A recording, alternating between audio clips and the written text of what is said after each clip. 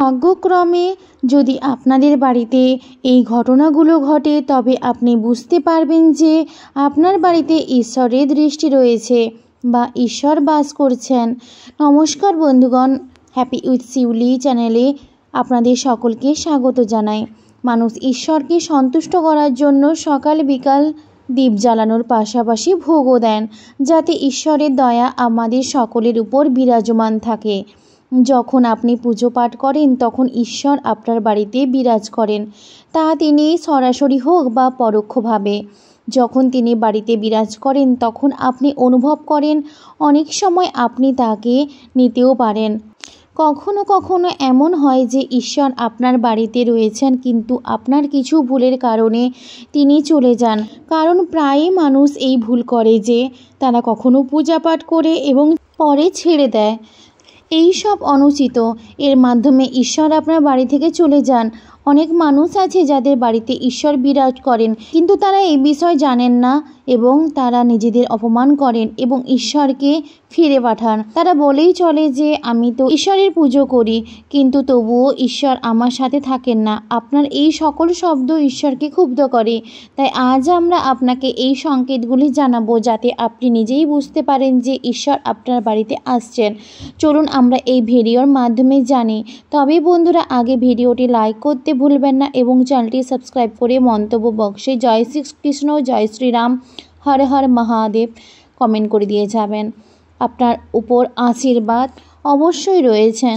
প্রথম সংকেত, যখন আপনি ঘুমোচ্ছেন এবং ব্রহ্ম মুহূর্তে জেগে উঠতে থাকছেন, যদি আপনাদের ঘুম এই সময় খুলে যায়, ব্রহ্ম মুহূর্তে যদি আপনি এমন কোনো স্বপ্ন দেখেন, যেমন মন্দিরে আপনি পুজো করছেন বা মন্ত্র পাঠ করছেন, তাহলে এই ধরনের স্বপ্নগুলি ঈশ্বরের উপস্থিতির সংকেত এবং আপনার ভালো সময়ের আগমনের কথাও জানান। দ্বিতীয় সংকেত হলো, যদি আপনাকে ব্রহ্ম মুহূর্তে শাঁখের শব্দ বা মন্ত্রের আওয়াজ, ঘণ্টার আওয়াজ শোনা যায় বা কেউ আপনাকে রাম রাম বলছে এবং শব্দ শোনা যায়, তাহলে এটা দ্বিতীয় সংকেত, যা জানায় যে ঈশ্বর আপনার বাড়িতে আছেন এবং আপনার ভালো সময় আসছে। তৃতীয় সংকেত, যখন আপনি সকালে স্নান করে প্রস্তুত হন তখন একটি বিশেষ সুগন্ধ আসে। এটি একটি অদ্ভুত সুগন্ধ যা আপনার বাড়ির অন্য কেউ অনুভব করেন না, শুধুমাত্র আপনি।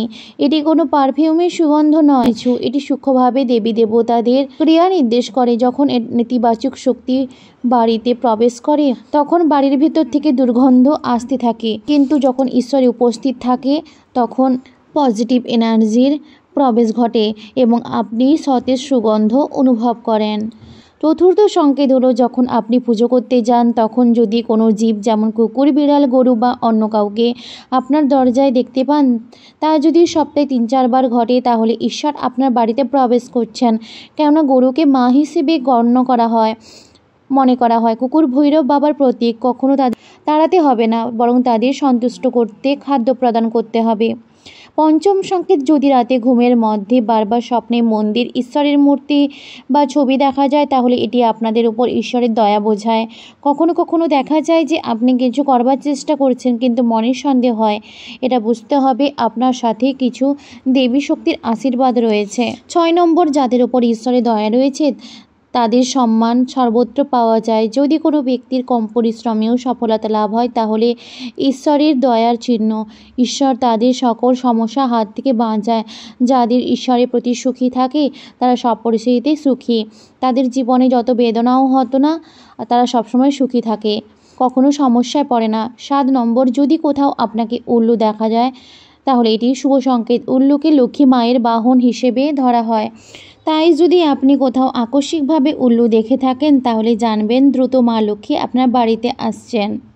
8 নম্বর, খাবারে পরিবর্তন আসা। যখন মা লক্ষ্মী বাড়িতে আসেন তখন বাড়ির সদস্যদের খাদ্যাভ্যাস পরিবর্তিত হতে শুরু করে। বলা হয় এরকম বাড়ির লোকেরা কম ক্ষুধা অনুভব করে। উল্লেখ্য, তাদের অসার ধর্ম ও মাংস খাদ্য থেকে দূরে থাকতে থাকে। 9ম সংকেত, লক্ষ্মী দেবী পরিষ্কার পরিচ্ছন্নতাকে বেশি পছন্দ করেন। যে বাড়িতে পরিষ্কার পরিচ্ছন্ন থাকে সেখানে মা লক্ষ্মী বিরাজ করেন। সকালবেলায় যদি আপনি কোথাও হাঁটতে যান এবং কাউকে বাড়ির সামনে ঝাড়ু দিতে দেখে, তাহলে এটি শুভ সংকেত। নাম্বার 10, হিন্দু ধর্মে শাঁখের অনেক গুরুত্ব রয়েছে। সকালে ওঠার পর যদি আপনি শাঁখের আওয়াজ শুনতে পান, তাহলে এটি সবথেকে শুভ সংকেত বলে মনে করা হয়। এইভাবে সকালে শাঁখের আওয়াজ শোনা মা লক্ষ্মীর আগমনের সংকেত। 11 নম্বর, যদি বাড়ি থেকে বের হওয়ার সময় আপনাকে 3 দিন ধরে নীলকণ্ঠ পাখি দেখা যায় তাহলে জানবেন ঈশ্বর আপনাকে শুনেছেন। আপনার কোনো বড় ইচ্ছে শীঘ্রই পূরণ হতে চলেছে। নাম্বার 12, যদি বাড়ির সামনে প্রায় সাদা গরু এসে আপনাকে দুধ পিথলায় তাহলে এটি দেবী দেবতাদের আপনাদের উপর দয়ার চিহ্ন। মানুষের পুজো প্রার্থনা সফল হচ্ছে। নাম্বার 13, যদি বাড়ির প্রধান দরজায় পাখিরা আসে তবে এটি শুভ সংকেত। এটি নিশ্চিত যে আপনার পুজো সফল হয়েছে। পাখি ও তাদের বাচ্চাদের ভুলেও নষ্ট বা আহত করবেন না, বরং তাদের জন্য খাবারের ব্যবস্থা করুন।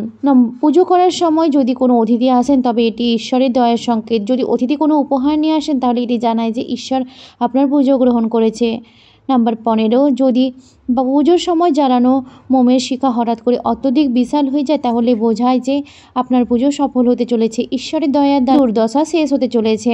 যদি আপনার ঘুম প্রায়শই সকাল 3টে থেকে 5টা পর্যন্ত অর্থাৎ ব্রহ্ম মুহূর্তে খোলা হয় এটি ঈশ্বরের সংকেত। নাম্বার 16, যে ব্যক্তির রাতে 3টের পরে বারবার ভাঙে সেটিকে হালকা করে দেখা উচিত নয়, এটি খুবই শুভ সংকেত। এমন বলা হয় যে রাতে 3টের পরে দেবদেবীর শক্তি জাগ্রত হয়, এইসব নিয়ম আপনার উপরের সংকেত। নাম্বার 17, স্বপ্নে যদি আপনাকে সুউচ্চ পাহাড় প্রধান হয়ে ঝর্ণা দেখান সেই জল আপনি পান করেন তাহলে নিশ্চিত আপনার সফলতা পাবেন। জীবনে সঠিকভাবে শিক্ষা ব্যবহার করা খুবই গুরুত্বপূর্ণ। নাম্বার 18, যদি আপনি আপনার সামনে উঁচু উঁচু পর্বত দেখতে পান, সেখান থেকে প্রবাহিত একটি ঝর্ণা আপনাকে দেখতে পান এবং আপনি এই জল পান করেন তাহলে নিশ্চয়ই আপনি সাফল্য পেয়ে যাবেন। যদি আপনি আপনার জীবনের শিক্ষার সঠিক ব্যবহার করে পরিবার পরিচালনা করতে সক্ষম হন তবে এটি ঈশ্বরের দয়া থেকেই সম্ভব। পৃথিবীতে অনেক মানুষ আছেন যারা শিক্ষিত হলেও শিক্ষা সঠিকভাবে ব্যবহার করতে পারেন না। যদি আপনাকে জীবনের সুসংগঠিত জীবনসঙ্গী পাওয়া যায় তবে এটিও পরমেশ্বরের দয়া থেকেই সম্ভব। একজন ভালো জীবনসঙ্গী আপনার পুরো জীবনকে সখী করে তোলে, কিন্তু যদি জীবনসঙ্গী খারাপ হয় তবে পুরো জীবন ঝগড়া ঝামেলা অশান্তিতে লেগে থাকবে। যে সকল মানুষ স্বপ্নে ভগবানের দর্শন করে তাদের উপর দেবদেবীদের দয়া থাকে, নইলে ঈশ্বরের দেখা সম্ভব নয়।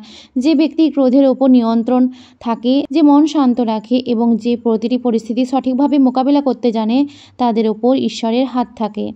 20, ঈশ্বর আমাদের প্রকৃত রূপে দৃশ্যমান নন, কিন্তু কিছু মানুষ আছে ঈশ্বরের রূপে ধরা দিতে পারে, যেমন মা, বাবা, গুরু বা ব্রাহ্মণ। এর মধ্যে যদি কোনো ব্যক্তি পুজোর সময় আপনার বাড়িতে প্রবেশ করে তবে এটি শুভ সংকেত বলে মনে করা হয়। আজকের ভিডিওটি এই পর্যন্ত। যদি ভালো লেগে থাকে অবশ্যই লাইক, শেয়ার, কমেন্ট এবং সাবস্ক্রাইব করতে একদম ভুলবেন না। সকলের মঙ্গল হোক এই কামনা করি। দেখা হচ্ছে পরবর্তী ভিডিওতে। ভালো থাকুন, সুস্থ থাকুন।